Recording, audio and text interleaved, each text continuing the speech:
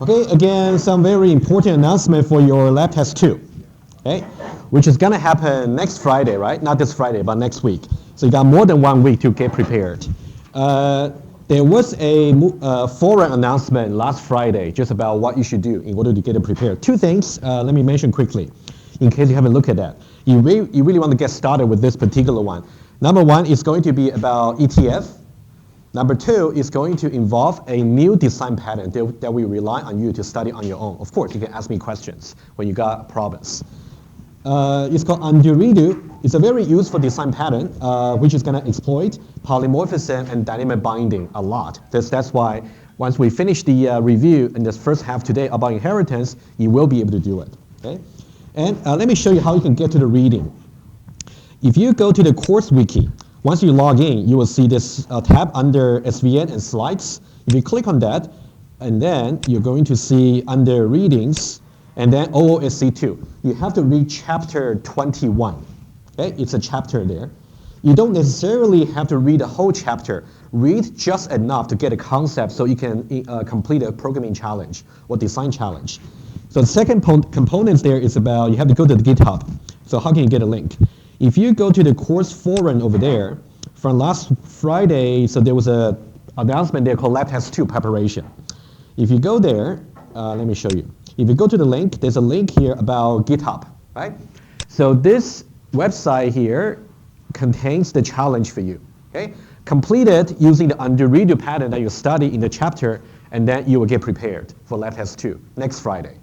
If you got any problem about understanding the pattern or polymorphism and dynamic binding, speak to me early. You still got more than 1 week to get prepared, okay? In the lab test, one way to test you will be you have to reproduce how this design can be implemented in the lab test. But of course, we'll give you some starter code. You don't have to do everything from scratch in the lab test, okay? Any question about lab test 2, just for now? It's about using ETF and also to implement a design for the undo redo pattern. Mm-hmm.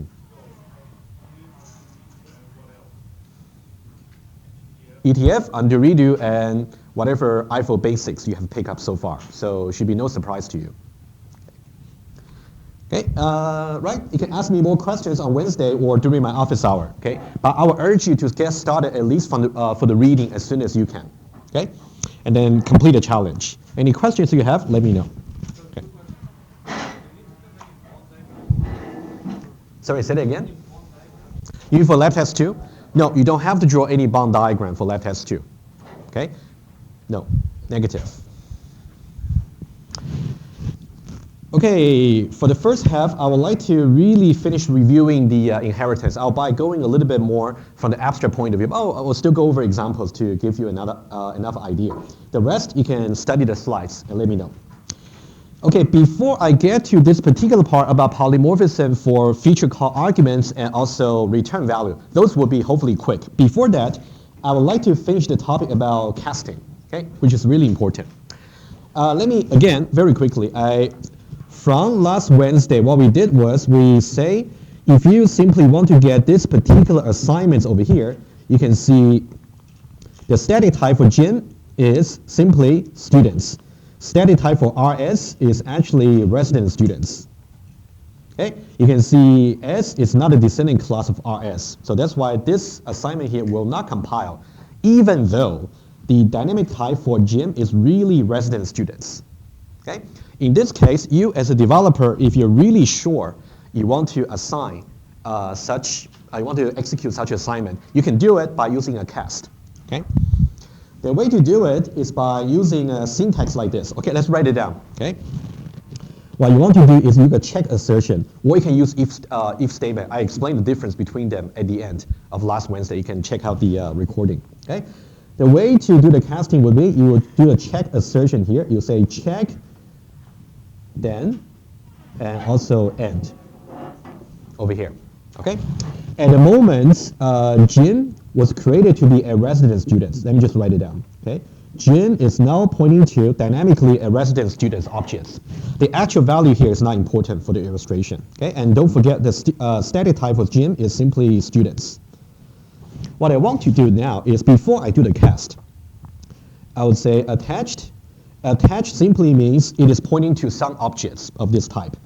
Attached, and then I want to cast that into resident students. However, today we're going to dive deeper to see what type you can actually put in the cast. Okay, that's something we'll talk about in just a moment. And then you can say the variable over here is simply just Jim. Okay, and then you're going to say if the cast is successful, I'm going to create an alias over here. Let's call that rs Jim. Okay, so what this will do is as follows. What this will do is it's going to create an, if that's successful, rs Jim is simply an alias to the same object. So in the case of cast, you don't create any new objects, you just create a new alias. So memory-wise, it's very efficient. And then the static type over here for rs Jim is now going to be rs because the cast will be successful. Okay, so this is going to be the static type for this particular alias. So that will be resident students. Okay, so that is why when you try to say rs is assigned to rs Jim, now this time this particular assignment will be okay, right? Because if you look at the static type over here, static type corresponds to whatever type you cast that into, which is resident students. rs, the static type remains to be resident students. You can see rs is a descendant of itself, so that's okay. Right? It's a very quick review of what we said last time. Any question about the cast?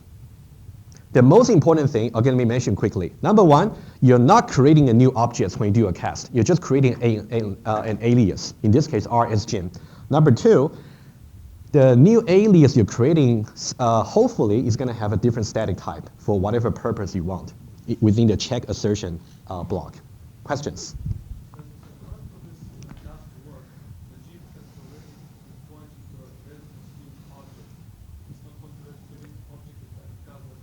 It's a good question. So what you are basically saying is, when can the cast fail? That's exactly what we're going to talk about right now. Okay, we're going to talk about exactly under what circumstances can the cast succeed and when can they fail. You have to know.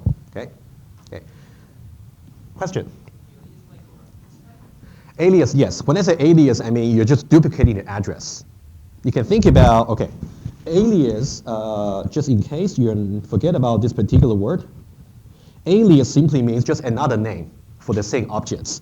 Think about Jim is storing the address for this particular objects. I'm just copying whatever address that's stored in Jim into rs Jim. So they are storing the address the same. But the static type for rs Jim is just different because we're doing casting. Okay. Okay, so now we're going to talk about what kind of cast can you do.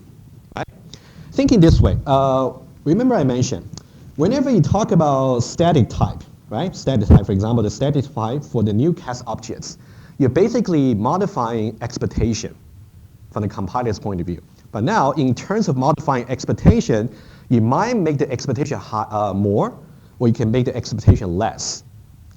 Okay? So now let's see one example. Just see one example here.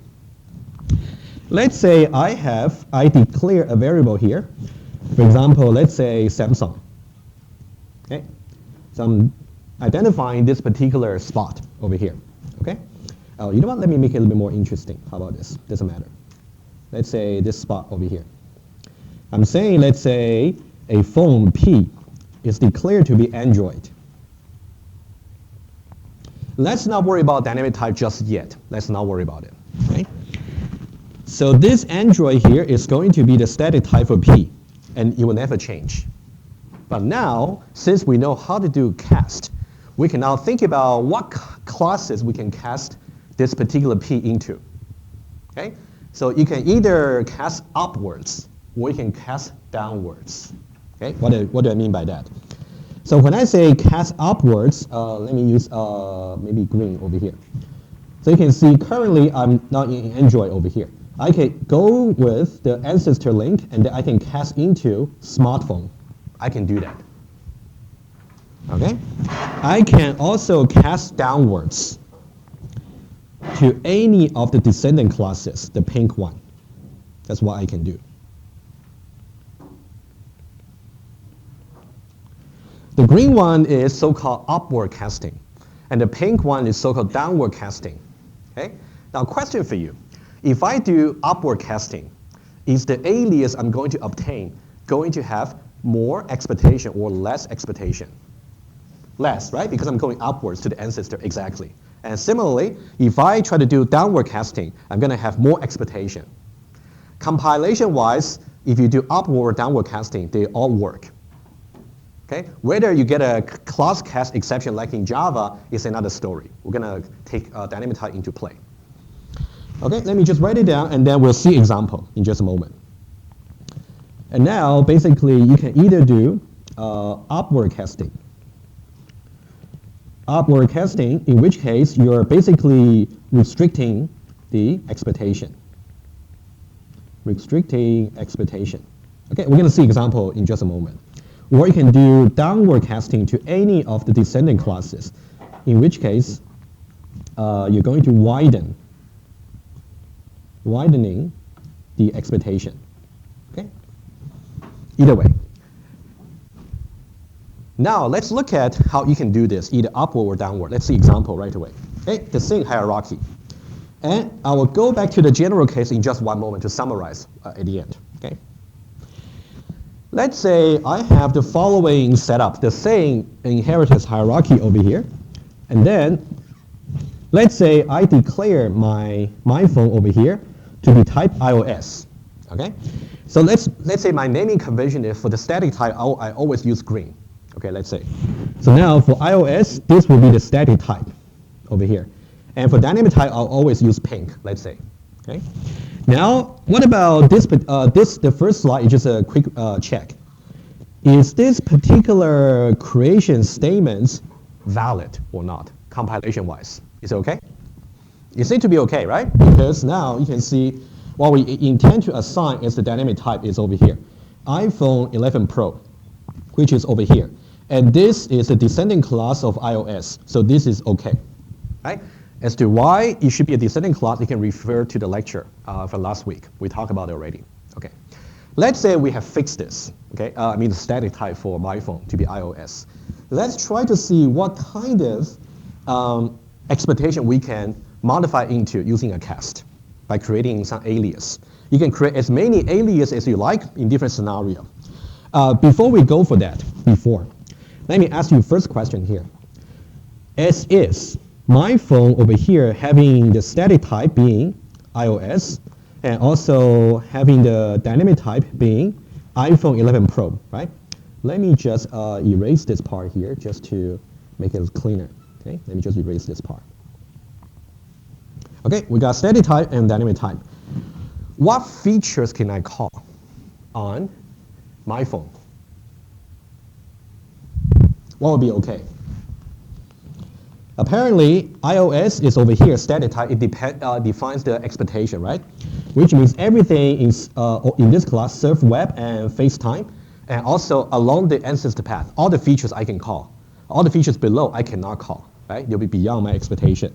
So surf web is okay, FaceTime is fine, and also dial is fine. So 3 features. So I can either say my phone dot, okay, starting from here, I can say dial, and then I can say also surf web. I think he was covering one with the pinks as well. Yes, nope. Well, Jordan's point was, okay, and then let's see. What Jordan was wondering about, can I say my phone dot, given that dynamic type is actually iPhone 11 Pro, and there's a quick take. Jordan, that's the important question. Let's see. Can I say quick take? Guys, can I say that and you will compile or not? You shouldn't compile, right? Because static type is simply iOS, so you wouldn't support it. If you do cast, yes, you can. But again, whenever you do cast, I'm going to show you sometimes cast might fail if you are not being cautious enough. Okay, we'll see that. Yeah, good. Okay, so now let's see. Statically, you just cannot do this unless you do a cast. Okay, I'll put a cross mark over there. Okay, everything is good about my phone. Okay, now let's see what kind of cast we can do. Let's do the first one. Okay, the first one is highlighted there. Okay, let me just make it just a little bit larger so you can see exactly what I'm writing. you can see I'm saying this. I'm creating an alias called SP from my phone. So they will point to the same objects. Specifically, I want SP to actually point to have static type smartphone. Is this a upward casting or downward casting? Upwards, because I'm going upwards from iOS into the smartphone. Okay.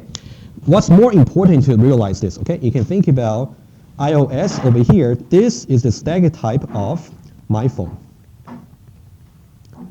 And what I'm trying to do over here is I'm trying to cast smartphone, right? So you can think about this guy here. Let me just use blue. So now you can think we're doing upward casting, going upwards. And this is the static type of the alias, which is SP. So now by using this particular SP as a result of upward casting, can I call fewer features or more features? Fewer, right? Hopefully intuitively that makes sense, because now the static type for SP is simply smartphone, which is strictly higher than the original static type. Of course, you can call fewer features. Okay? So now, specifically, can you tell me what features you used to be able to call on my phone, but not anymore on SP? FaceTime, and then is Surf Web implemented, or is it abstract? Oh, Surf Web, that's good. You definitely say FaceTime, we cannot call anymore. And for Surf Web, we assume you got some default implementation in smartphone. Let's say only Surf Web. Okay, we're only FaceTime. Surf Web might be wrong. Okay, let's say this. So now for SP over here, SP, if you say dot, you can say dot dial, and also you can say SP dot surf web. However, if you say SP dot FaceTime, this time there will be some compilation error, right? Because the static type for SP has been cast into your smartphone, which is over here. So you cannot use FaceTime anymore. On the other hand, for my phone, because the static type was iOS, so you were able to call FaceTime. Okay, notice the difference before I take questions. Yeah, you first.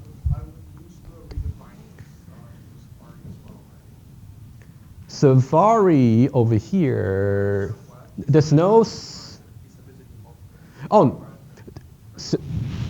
True. I'm just okay. As far as I'm concerned over here, I'm just talking about what features you can call, right? So in this case, you can still call Surf Web, but it will just be the default implementation. You're right. You might lose the redefined version for Safari, but at least you got something there. Yeah, Jordan. Notice calling Surf Web will still call the Safari one, but because it's yeah. I wouldn't get there just yet. Yeah. Yeah. More. You're going a little bit one step further. Okay. So guys, for now, I'm only worried about compilation when you do either upward casting or downward casting. That's all I'm worried about. Okay. Okay, so since like for upward casting, so now for SP, I can now call fewer features, right? Because some features I used to be able to call, and I cannot call that anymore. Okay. Let's do one more example here. Okay.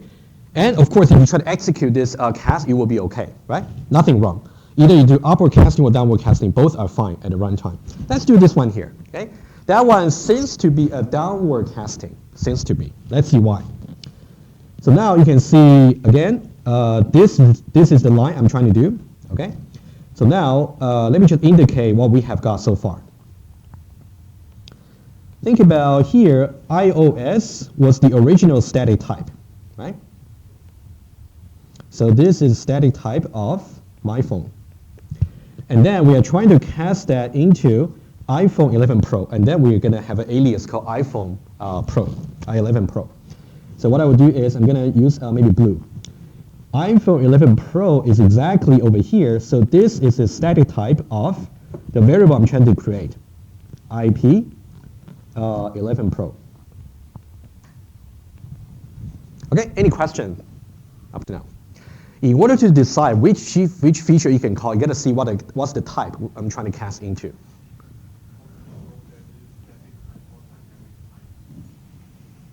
How do you know it's static type or dynamic type?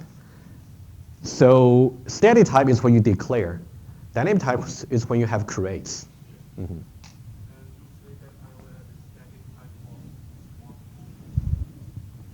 want to see the whole flow, actually, right? Over here, iOS, okay. My phone was declared to be iOS. That is the static type, right? And then you're trying to cast my phone, downward casting specifically, into iPhone 11 Pro. So you're going from basically over here, iOS, down to iPhone 11 Pro.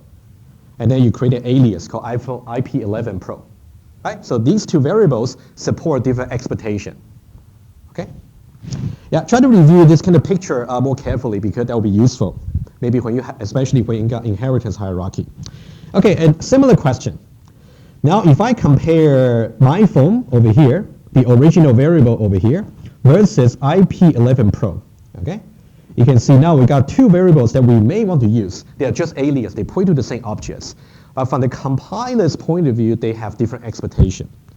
So now for 1 and 2, which one has more expectation? 2, because we're doing downward casting, right? Okay. Yeah, just be careful because you want to know whether you're doing upward or downward, okay? So now since we're doing downward casting, can you tell me what's the extra feature I can call on IP11 Pro? Quick take, that's the extra feature I can call, right? Okay, so this quick take is something expected on IP11 Pro, which is the new variable we created, but not on, okay, not on the original variable, my phone. Okay, guys, any questions? So far, we only talk about compilation, okay? Jordan. When it's being cast to a smartphone, which is upcasting, is the compiler able to like ignore the check like statement or stuff like that? Because it knows like it's always going to be able to perform that casting. Not really. So I think for any cast like in Java, I believe you still have to evaluate a cast in order to see if there's any class cast exception. You can think about when we do upward or downward casting, at the runtime is trivial.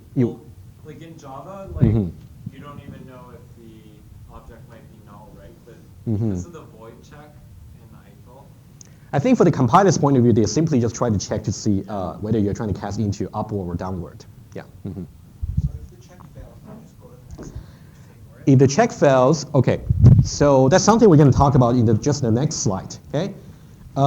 As I said last time, the expression over here that's inside is going to it's a Boolean expression. If the expression actually evaluated to false, then you're going to get a check assertion violation at the runtime. In which case, you're just going to break, basically. For yeah, if you use the if, like what I said last time, if you do it, that means you just bypass whatever you do over there. So which one to use is up to you. I just want to show you something that's a little bit more similar to the class cast exception you will see in Java. Yeah. We always have to check. We can't just you can't just cast, right? Even if it's always. Yeah. So in iPhone, you always like in any language, before the cast is decided to be either successful or failing, they have to check. They have to check. Because sometimes you can, like I know in Java, sometimes you can cast, like if you have a long, for example, you can cast it to an int. I would say when you say casting long into an int, that's more basic without any inheritance hierarchy. We shouldn't mix our understanding here. Yeah. So here we talk about the typecast when you have an inheritance hierarchy. I'm going to summarize in just a moment. Yeah. Ori. So one thing is, say for example for my phone, if the dynamic type was also iOS, then would the second one not work? Okay, you talk about dynamic type, which I will speak about in the next slide. I'll save that. So far, what I expect from you is easy. Okay, straightforward. All I want to show you is if you do upward casting, you can call fewer features. If you do downward casting, you can call more features. That's all I'm trying to say. Okay? But now, at a runtime, you cannot necessarily try to cast to anything. For example, let's see example first, and then, let me make it a little bit more abstract over here. Okay? And then we'll see example. So this is a very general picture when you try to do, again, your design, right? Or program. They are basically the same in this case. Let's say this. What I'm trying to say is, let's say I have some objects, obj, declared to be type C. So that means this is the static type I'm talking about, okay? Which means all the expectation on obj comes from C, and also all its ancestor, okay? So that's the static type. Oh, I beg your pardon. That's not what I meant to say. Let me take it back. Sorry about that. Let me do it again. What I meant to say, let's say we got obj here, and let's say obj is of certain type A. Okay, A should be, let's say A is somewhere over here. I think that's what I meant to say. Okay, A here. And then somewhere along the line, I try to say creates over here, and then I say basically this particular dynamic type. Let me call that B. Okay, create B over here, obj dot make. Apparently, you can see that it is valid because you can see B is a subclass or descendant class of A. So far, so good. Okay, let's say this. If I try to do a downward cast, okay, and the downward cast I do, as I said to you, always compiles. But now we got to worry about if there will be any violation at the runtime. That's important, right? Again, let me just clear the context. This is the static type, right? This is the dynamic type. And this guy over here, which I meant to do over here, the C here, is the type I want to cast obj into.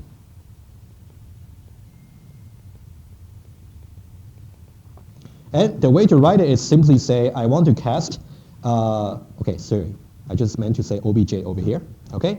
I want to cast obj into C, okay? Number one, this will compile because I'm doing a downward casting, not a problem. Is this going to succeed if I execute this cast? And you got similar scenario in Java as well, so I'm not introducing anything new. Hopefully just review. Any thoughts?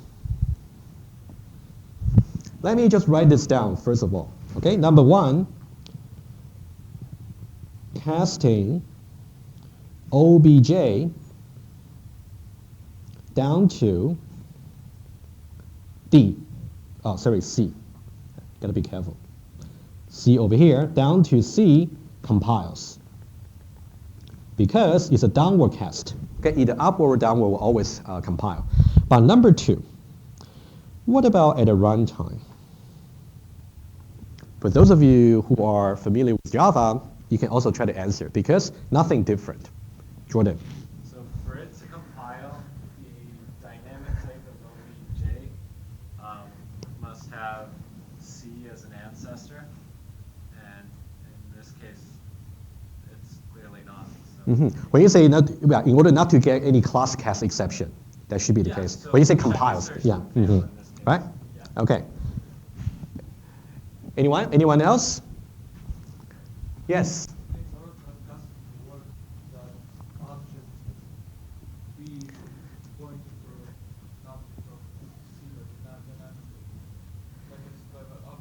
Okay, I see what you mean. You're saying that in order for this cast to actually succeed at the runtime, the actual dynamic type must be C. However, it can be relaxed a little bit. Doesn't really have to be C exactly. Can it be, okay, let me just ask you. It's a very good thought. Okay, what you're saying was, currently, the dynamic type is actually over here, right? This is a dynamic type currently. It doesn't seem to be good. Okay, I'll explain why it's not good in just a moment. What you're saying is, if the dynamic type if the dynamic type is exactly the type I'm trying to cast into, of course it will work. We saw examples already. Question for you.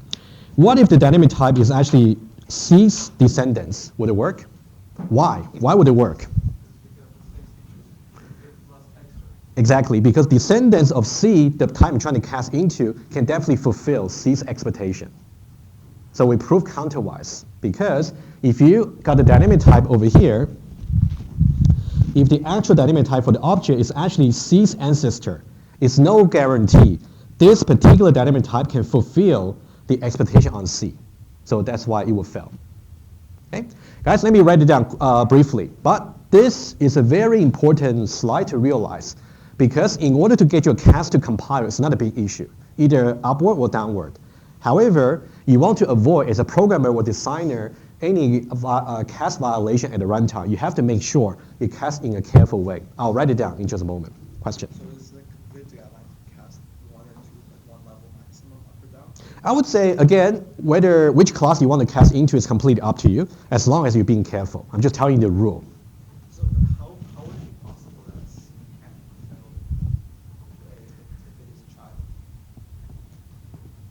Nope. Because we wouldn't have everything. Okay.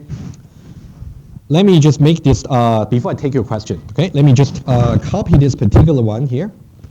Let's say this. Okay.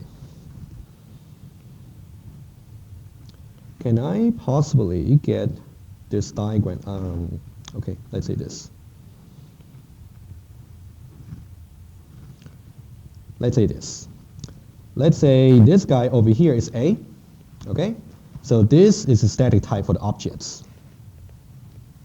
And then under which we also got dynamic type. And let's call that maybe B. So this is dynamic type, right? Because we say creates over here and then B and obj the make. Okay? And now what I'm trying to cast into is something like this. Let me use a different color. Let's say somewhere down, okay, you can think about this is like the descendants, right? Let's say somewhere down over here, I'm trying to cast into C. So what I'm trying to write is check attached. And then I'm trying to say C over here, and then I would say obj as maybe C objects. And I was hoping that I can use the C objects so that I can have all the expectation on C. That's what I'm hoping for, right? It's a general layout. This is not going to work at the runtime for a very simple reason. The reason is, okay, what you will get is class, okay, let's say cast violation at the runtime.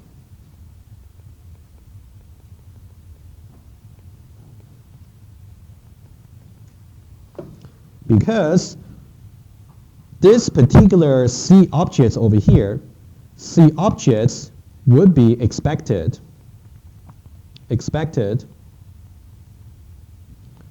to be call features from class C, right? Because this is actually the new static type for the alias, right? But now, can the class C over here have more features than what the dynamic type B can actually support? Indeed, because that's descendant class. Okay, let me write down. That's actually the reasoning. So now you can see here, expectation here is actually larger than the expectation of the B. Okay, that's why. So this is a very general sketch of why such runtime exception violation will occur. Let's see examples, okay, just to see. Okay, basically you will get a class cast violation if you're trying to cast your objects into a type that is not an ancestor of its dynamic type. Okay, if you may want to consider what I'm trying to say over here more carefully offline. Okay, let's see this. Also, you can see the exact writing on the slides. Okay, let's see example here to finish this topic here. Let's say we got a similar setup over here. Okay, similar. Let's see how we can judge. Number one, you can see we have mine over here. The static type is simply Android. Okay, over here. And then dynamic type is actually Huawei over here. That's a pink one. Okay, green is a static type. Pink is dynamic type. Okay, so far so good. Okay, dynamic type is a descending class of static type. Nothing wrong. Let's say I'm trying to do this particular cast. First of all, would this be okay? I'm trying to basically cast my up to smartphone. What I'm trying to do is an upward casting, right? So that's fine. So this is fine. Okay, it's just a test. Okay.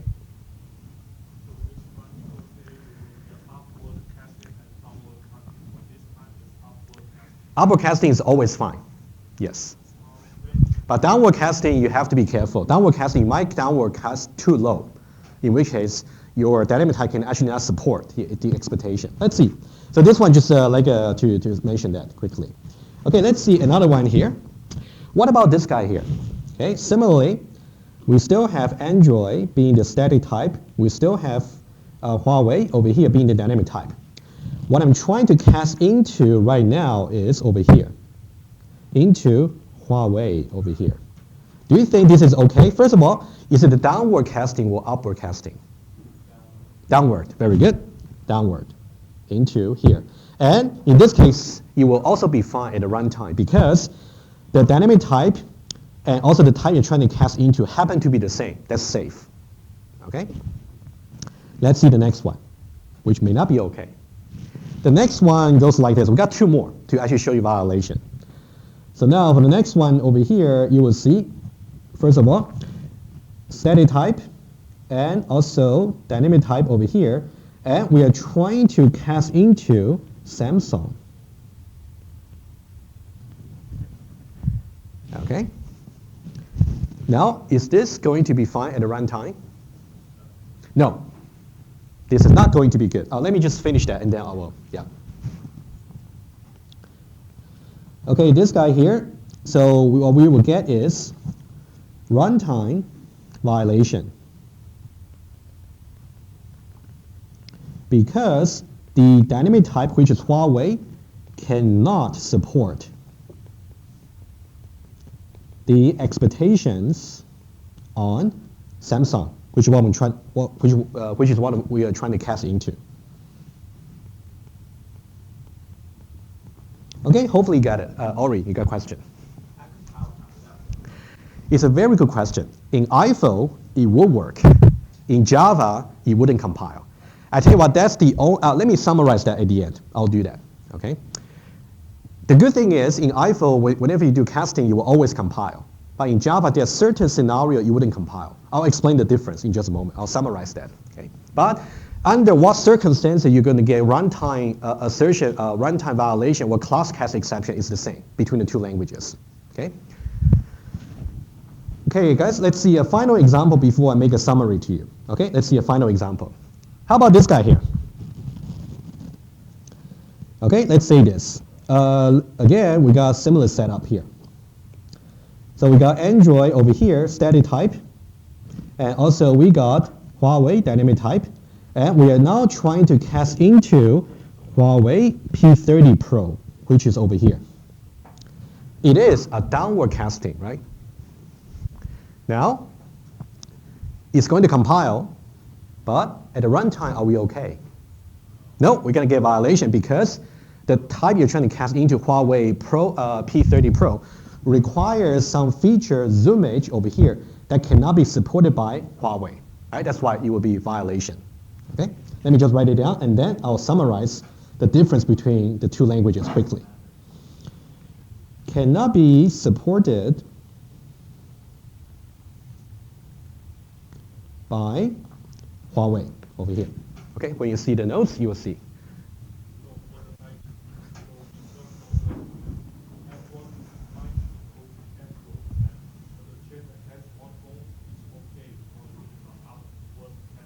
Mm-hmm. Downward casting is okay, but you got to be careful if you're trying to cast too low, in which case you just cannot support the expectation for the new cast type. That's why.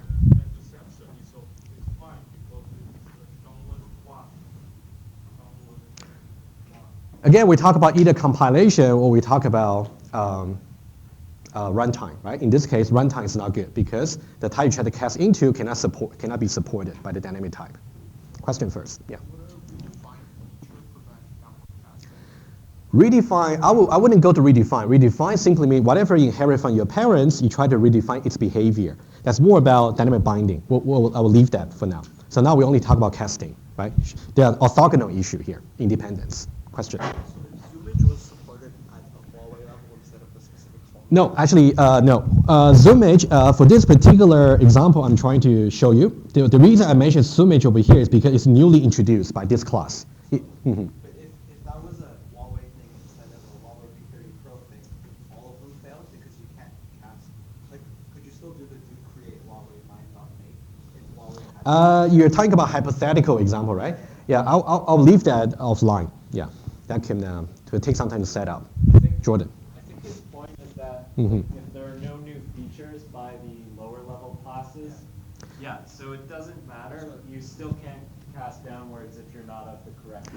Yeah, as I said last time, for the compiler, it doesn't really check to see what features are exactly contained by each class. Even if the superclass and subclass, they contain just the same feature. Even that, you still cannot assign one to the other, the illegal way. Yeah. All the compiler can do is to check to see whether right-hand side, the static type is a descending class of static type with the left-hand side. That's all they can check. Okay.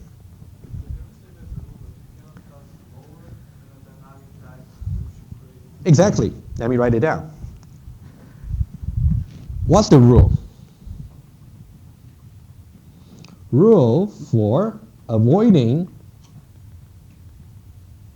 runtime cast violation. Do not cast lower than the dynamic type. Of course, the compiler cannot really keep track of dynamic type. You have to keep track of it yourself. Alan? So I can see that cast initially is the static type, but for dynamic type, is it permanent? So you can initialize it, or is it like? Actually, dynamic type can be changed at any points. Or is it just like a new object of that? You can think about dynamic type as more like whenever you do any either creation of new objects or you try to do variable reassignments. When you basically change the arrows of your objects, you're really changing dynamic type. Oh, changing the arrow. So for example, let's say this. That one's a little bit aside, but I'll just mention here quickly. Let's say you got object 1 over here. It's pointing to some object over here. Let's say you call that C1. Okay? Object 1 has dynamic type C1. And also obj2 is pointing to another object of type C2. Dynamically, C2 is dynamic type for object 2. Let's say now, if I try to do obj1 is assigned to obj2, let's assume it's actually valid, let's say. So that means I'm allowing the arrow to actually point this way. In that case, I am changing the dynamic type for obj1 from C1 into C2. That's what I meant. It's a very common scenario, we'll see. Yes?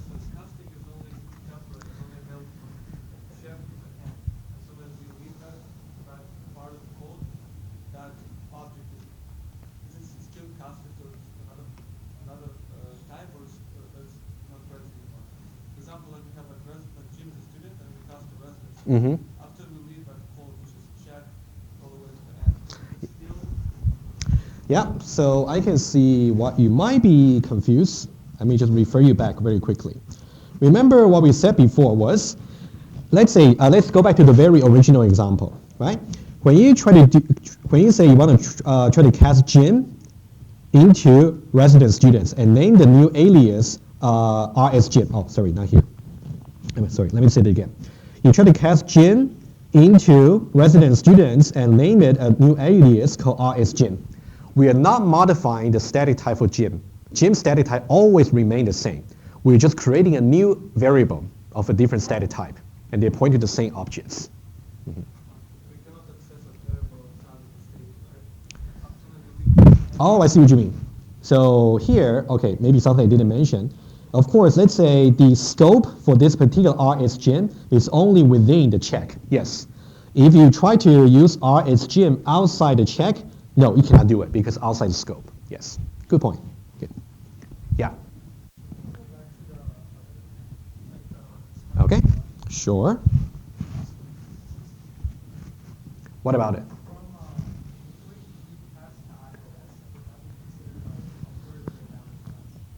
I'll say it again. You want, okay, let's say if the static has Android, cast to what? No, you cannot do it. Okay, let's say, oh, let me summarize. I think it's now a good point to summarize. What I would do is I'm going to summarize visually how you can see it for the casting. Okay, let me just go all the way to the end of the example, and then I'm going to tell you.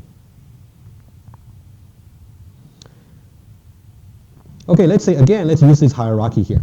Okay, let's say at the moment, let's say as far as compilation is concerned, okay, let's say this is my static type. Let me just say, how about Huawei? This is a static type, okay?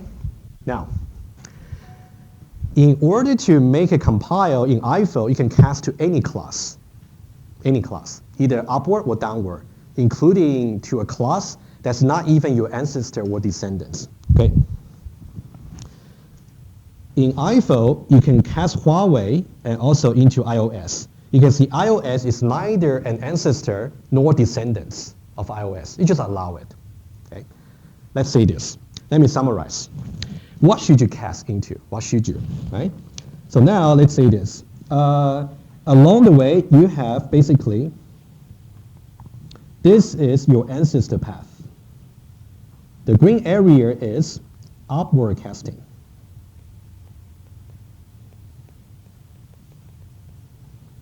Okay, two ancestors. And also here is going to be downward casting.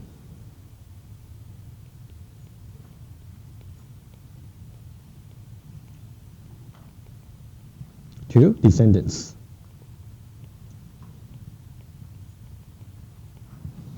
Okay, so now whether or not you're going to get a class cast exception at the runtime depends on the dynamic type.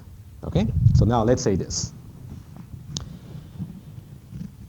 Let's say if the dynamic type is simply just over here. In that case, you can basically cast into anything that's an ancestor of the dynamic type. Okay? Can cast to any of dynamic types ancestor without violation. For example, what if I try to cast into this particular class? Would that be okay? That would not be okay because casting to a sibling of the dynamic type cannot guarantee you can support all the expectation. Okay? For example, this will be cast violation. Now, one thing to note, if you ever learned this in 2030, right?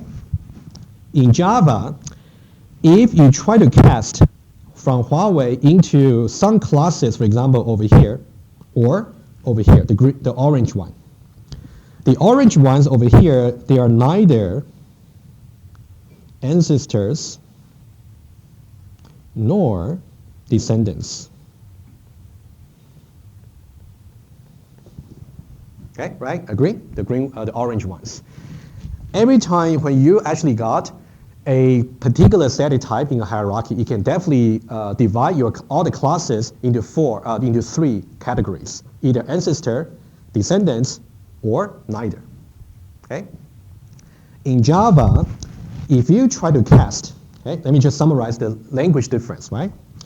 In Java, over here, casting to this category results in a compilation error.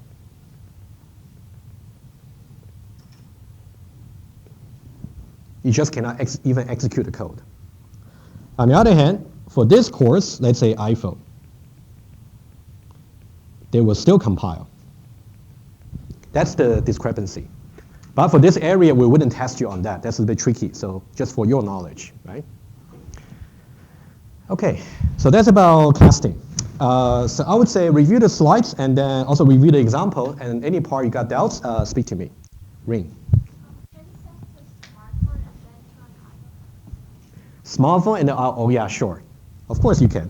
I would say let me mention that a little bit later. That one may be a little bit too complicated for now. Okay, I think for the purpose of design pattern, we don't need that. Okay, what Ring was just saying, I would just point to that visually, right? We say that in Java, for example, apparently I cannot try to cast from Huawei into iOS. Agree? Because it's neither ancestor nor descendants. However, I can try to be a little bit more clever. I can say I can try to cast from Huawei all the way upward casting into smartphone.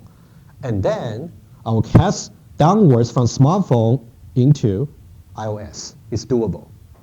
More precisely, you can cast from any class to any other class just by upward casting to the any or object first, and then downward cast to whatever class you want to.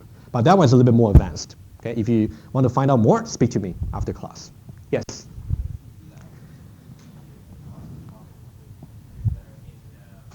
Exactly. So what I was saying is about compilation only.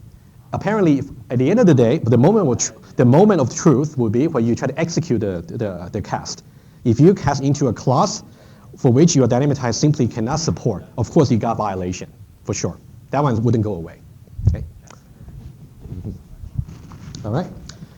Okay, guys, let's do very quick review on this, right? I'm still a little bit behind, but I don't want to rush too much. Okay, the final two topics quickly about inheritance is about how we can do the analysis on feature arguments and also return type, right? They actually follow very similar idea. I'll just point to you what you should really watch out for, okay? And we'll just do some quick example. And that's something you will see very often and also in design patterns. Let's say this. Let's say we got a student management system, and now we got an array of students. Having discussed everything about polymorphism, dynamic binding, and also casting, now is the time to actually talk about how you can use inheritance in the context of collection. That's the most useful usage for inheritance.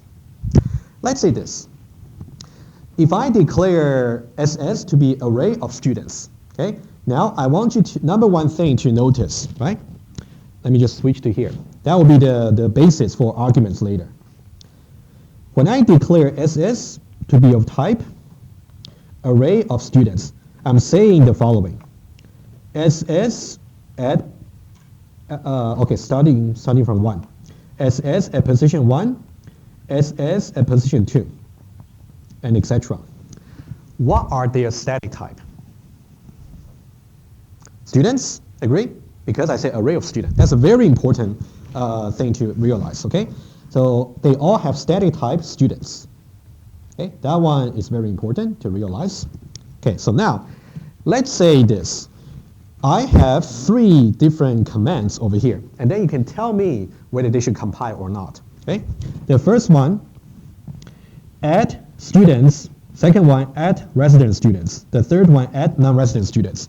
You can see the argument type or the parameter type is different, right? So now, number one, before we try to use them, let me just take one for example. Should this compile?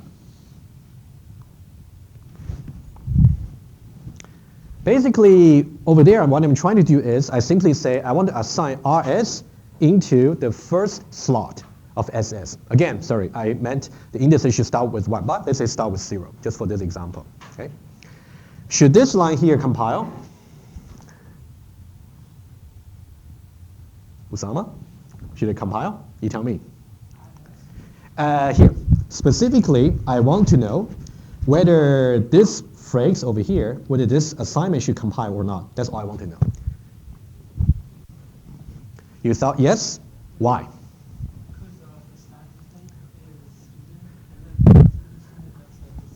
Good, very good. Because RS over here, the static type is simply just resident students. You can see the declaration over here, right? Resident students, exactly here. And also, static type for SS0 or any index will be students. And then we know that resident students is a descending class of students, so that's why it compiles. Okay? The same argument applies to all the other two. Okay? For that one, I'll leave to you.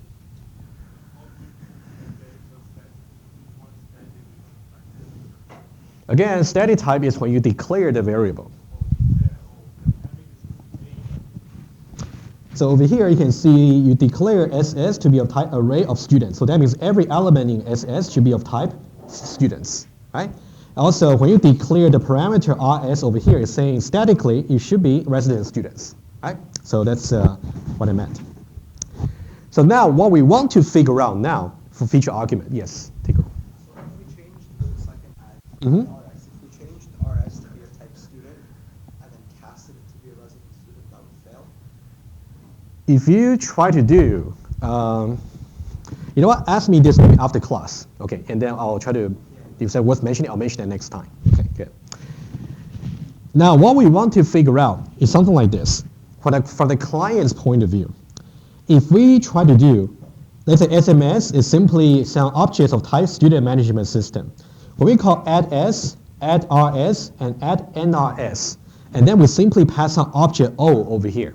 In general, how are we supposed to decide whether it should compile or not? That's the question. Okay?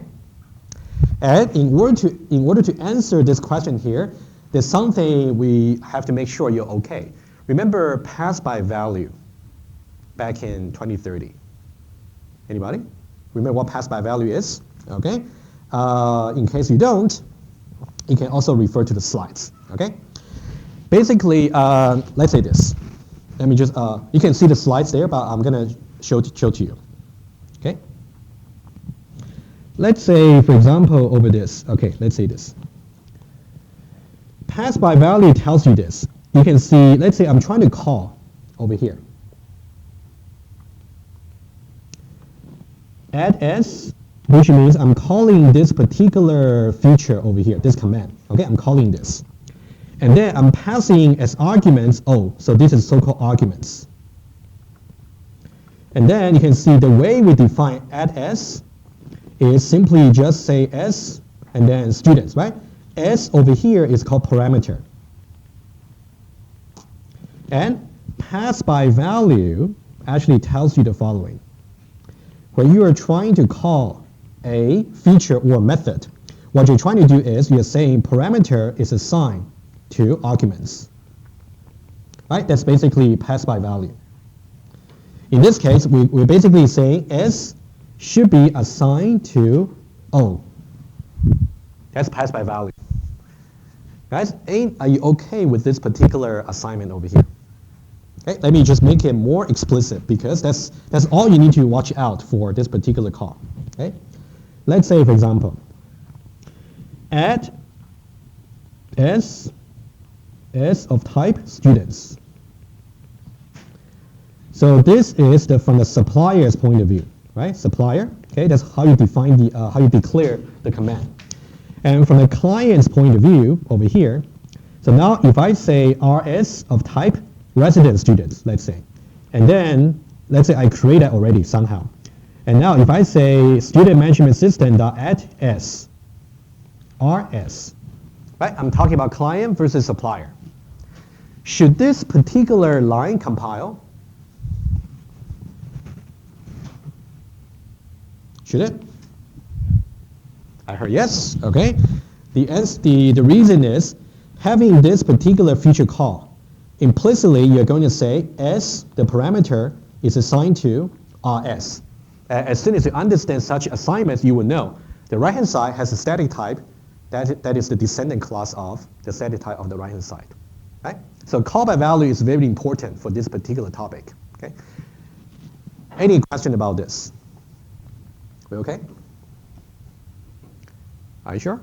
Okay. Let's try to do some exercise over here, right? To make sure you're really fine. Okay. Again, everything has been said, but now let's see some example. Okay, take a look at the variable setup over here. So we got S1, S2, S3, we got RS, we got NRS, also we got student management system, right? And then, let's say this. We try to initialize the student management system. We also try to initialize all the variables with certain dynamic type. The reason that I didn't highlight them as red is because as far as compilation is concerned over here, they are not important. They are not relevant. We only worry about static type for this example here. Now, first one. Should this compile? Oh, to be fair, I better bring everything to the context for you. Okay, remember, okay, that's a glance of everything you should know, right? So now let's say, okay, let me just put one of them here. The one you actually saw on the slides was actually to say sms.add s s1. Okay, let's just do that one quickly. sms.add s s1. Should this compile? Okay. Well, all you need to know is this will boil down into I'm calling this particular command over here, and the parameter is of static type students. Implicitly, because of pass by value, I'm doing s is assigned to s1. So now s1 was also declared to be students. So student is a descendant class of student. So that's fine. Okay, it's a very quick reasoning. Okay? And for the rest of the slides over there, you will see more examples there. I would suggest when you actually see them, try to cover the answer and go one by one to convince yourself why they should or should not compile. We'll see also scenario like this later in the design patterns. Okay? Any question about feature arguments here? That's it. All you have to remember is call by value. That's all you have to review. Okay? All right, so now what I will do is the final one for the inheritance. Hopefully we can at least talk about maybe 10 or 15 minutes today for the design pattern, hopefully. That's about feature argument. You can see everything is there. Okay, I would suggest you cover the answer and try to do the exercise or approach me if you got questions. So now what we want to do is the final one. Okay, let me see this. Return values. Let's say this. Let me set up the example for you. Let's say we have student management system here. We got SS linked list of students. So that means every element in the linked list should be statically students, right? That one's easy. Let's say we have add s. You can see parameter here is student, right? You can see now we can use inheritance in feature arguments, but also we can also do that in return type. Let's say this. I got guest students over here, right? Basically, what I'm trying to say is I'm trying to get the student's object from a particular slot of the linked list. That's what I'm saying here. And now, I simply say result over here is assigned to SSI. Okay? So now I want to ask you this. If I go to the example over here, if you just look at this line,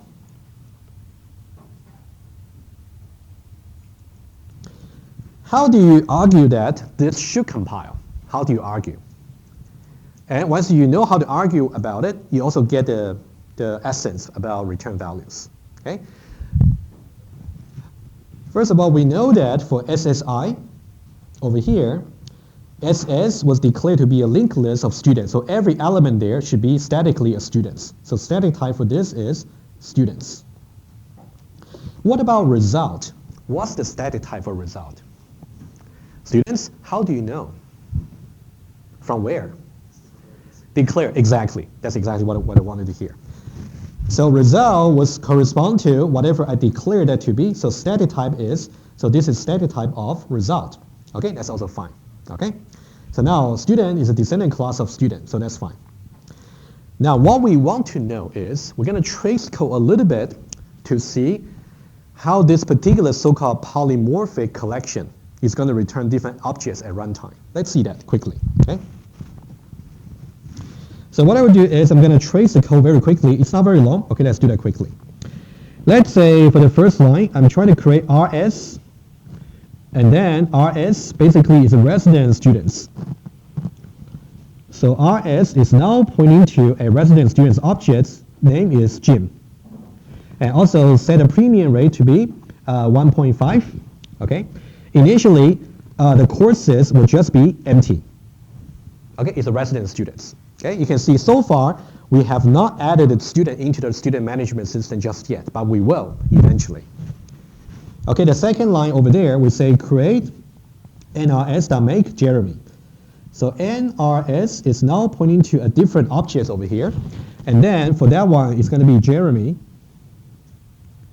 and the discount rate is going to be 0.5, and also initially the courses will just be empty.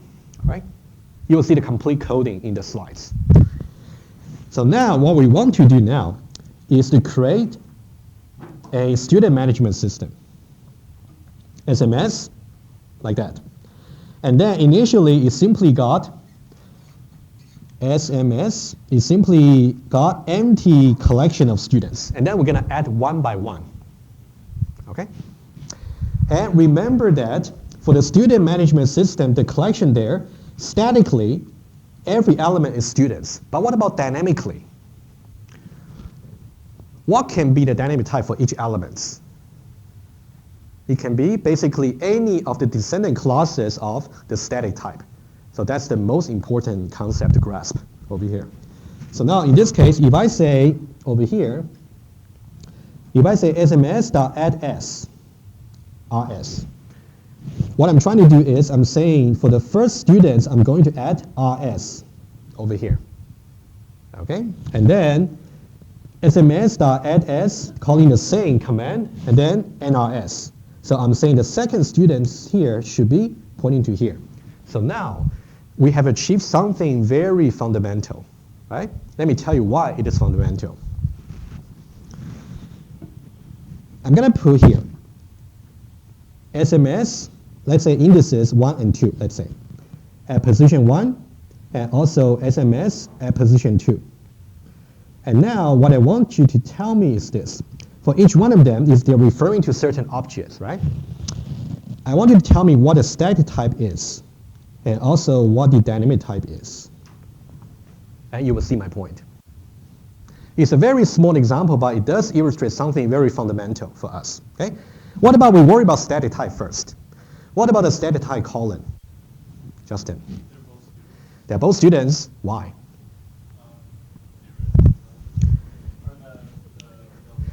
Decoration, exactly. Okay, so here for static type, they will both be just students. Okay, both of them. Simply because SS over there was declared to be students. So from the compiler's point of view, SS1 and SS2, for example, I cannot say SS1 dot the premium rates, even though I know it's pointing to a resident student object. But what if I really want to cast? Okay? Static type is good. What about dynamic type? What's the dynamic type for SMS1? Well, SMS1 is pointing to some objects of dynamically resident students. So it's resident students. And then, what about SMS2? It's pointing to some object over here of non-resident students. So it's NRS. You can see static type from the compiler's point of view, SMS1 and SMS2, they are the same.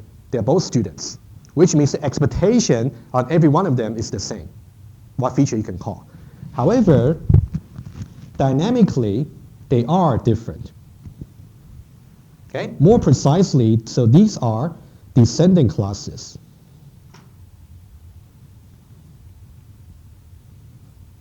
Of the static type of SSI. Sorry about it. Okay, SSI, I meant this student here. They're all descending classes, right? Depending on how complicated your inheritance hierarchy is. For example, for lab number 4, if you have a linked list of movable, for example, then how many descending classes do you have for movable? For example, right? There might be many. In that case, you can definitely store many different movable objects dynamically into the collection. So it's so-called polymorphic collection. Okay? You will see that in the slides, I mentioned that term. It's called polymorphic collection. Okay? It's something we'll also review. We'll also encounter very often. Okay? Later. Okay, one final thing to actually illustrate. Okay? Now I want you to look at over here. We got 2 lines over here. We basically want to say dot tuition and also dot tuition, right? We got two calls to the same tuition, right? The tuition feature. Now, why do I get 750 for one, but I get 250 for the other? It seems like these 2 students, they are really registered in the same course. Why are they charged differently? That's a question, right? Justin. I guess the dynamic type has like Yeah, okay, good. So what you have to remind yourself is this. I'll put it down over here quickly, right? If you remember the hierarchy there, we have students under which we got resident students, and also we got non-resident students, right? So here we have tuition that's actually implemented for the base amount. And also we got tuition that's actually redefined in RS using premium rates. And also we got tuition that's also redefined in the NRS using discount rate.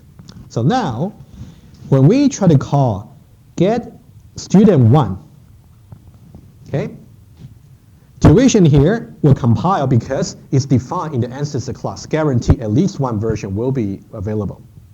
Now, which version of tuition will be called? Is it going to be version number 1, version number 2, or version number 3 in this case? Apparently, we got 3 versions over here for tuition. which version you will call depends on the dynamic type, right? So now you can see for SMS1, over here, SMS1, at position 1 is actually pointing to a resident students object. So it's going to call that version there. That's redefined in the resident students class. Okay? So now I'm going to put, it's going to be version 2. Okay? And then for dot tuition over here, so now we talk about the second element in the list, which will be referring to non-resident students over here. Right? So that means dynamic type is again different. So we're going to call that particular version, which will be version 3. Okay? I'm skipping some details over here. I'm just trying to point to you how you are supposed to understand this example. Number 1, you got polymorphic collection. Number 2, when you try to call some feature on the elements in the collection, you have to watch out for its dynamic type. Because dynamic binding is going to make sure which version will be called.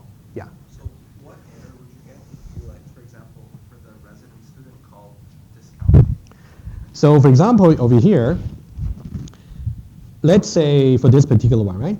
Let's say if I say get students, let's say number 2.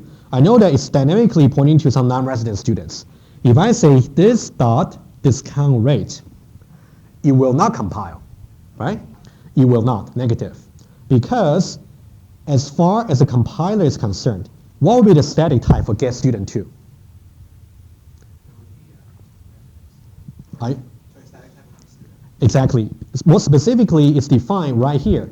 All the compiler can look up is this particular declaration. So it will be students. So the static type here will be students. If you really want to use this, you have to cast it into a resident students or non-resident students. If you're calling non-resident students, you can't get the discount. No, all the compiler can tell will be statically what the return value for get student is declared. Mm-hmm. Correct. All right. Yeah. Yes.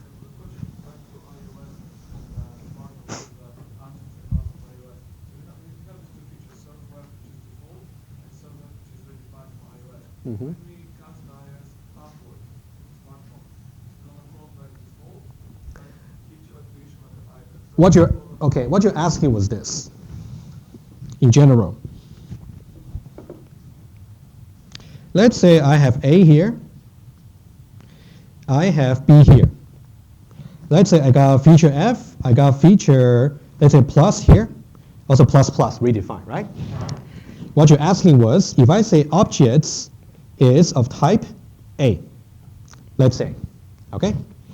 And then over here, if I say, of course, I can say creates, I'll just pass the same type, just make it easy. obj.make. Well, this will make sure is obj is now pointing to dynamically an object of type A, okay? Now, your question was, let's say I do an upward casting, let's say, right? I would say check attached. Let's say upward casting to B. And then I'm trying to cast obj into B. Let's call that over here as B objects. And then now I can say B obj over here dot F. Okay? You're basically asking about this, right? So now, guys, question for you. How many versions of F do we have in this hierarchy here? Apparently, we got 2 versions, right? Either version 1 or version 2, okay? At least 1 version, basically, okay? So this line here will compile. Compilation is not a problem because the static type for B object is B. And, of course, it will support F. So now, which version is it going to call? That's the question. Is it going to call version 1 or version 2? Who thinks it should be version 1? Because it kind of makes sense because if you cast up to B, of course you should call that version there in B. It sounds like, no? Okay, everybody is good. You're not being misled by me. Okay, that's good. So apparently you will call it version number 2 because dynamic binding tells you version to be called only depends on dynamic type. Okay, so now in this case, it's going to call version number 2. Okay, because dynamically, it's actually A. Okay, hopefully that answers your question. Okay, guys, I think that's a very, not very thorough, but at least I touched everything briefly for inheritance. Hopefully that's helpful. But now, starting from now, maybe just for about 5 minutes, let's talk about design patterns, which is also interesting. It's more like a case study for your polymorphism, etc. Since I only got 5 minutes, I'll try to be careful, okay? I just want to introduce you to the problem, first of all. And then we'll try to see 3 different designs for this particular problem. And then again, we're going to criticize on them. So we really want to be critical on any solution. So for the 5 minutes, at least we can see what the problem is. Okay, it's called a state pattern, but it's okay. But in the exam, if we give you something similar to this problem here, you should really think about using state pattern. But we'll see what the problem is. Let's say we want to have an online booking system. Let's see, there should be a link over here. Okay, let's say if you want to book some flights online, no thanks. So you can specify the orange city destination, the departure date, and also return date, etc. Right? A very standard online booking system. And as soon as you actually fill in the information for a certain part, you can say, now I want to confirm, and I can go to the next page. You can think about it's actually a hyperlink between pages of the website, depending on where you are. And maybe after you have confirmed your seat, now you will enter the payment page, and you will enter your credit card information. And maybe before your credit card information is entered, they want you to identify yourself if you're a member for the website, right? They might do different stuff. So it's really state dependence over here. Okay, let's take a look. So now for this particular application, let's see. So to really simplify the discussion, let's say we're considering this particular booking system. You may have specify the source, you specify destination, the dates, and then from the beginning, you might say you got different choices. You can say, I want to enter 0 from the command line to say, now I want to exit from the system. I can enter 1 for helper menu. I can enter 2 for for further inquiry, or I can say 3 for reserving a seat, etc. Okay? So now, state transition diagram, let me tell you right away. Okay? State transition diagram seems to be the suitable model for such system. You learned about state transition system actually back in 2001, right? Remember DFA, NFA kind of stuff, right? That's where you may have some practical usage over there. Or you actually also did in Lab 1 and Lab 2 graph. In some way, state transition diagram is a graph, right? Let's think about what might be the inherent challenge for such problem. So every time you want to define a system, design a system that's interactive, which means the user gives you some information, you give them some feedback, and then the system internally also evolve from state to state. That would be good candidates for state pattern eventually. Okay? So what I want to do now is to just ask you one question here. If you try to do a state diagram as a model for your system, you have to watch out one thing here. Okay? Let me test your knowledge from before. Is it going to be a finite state machine, DFA or NFA, doesn't matter. Okay? Non-determinism is not necessarily a bad thing at this stage. Now, let's say this is the diagram. Okay?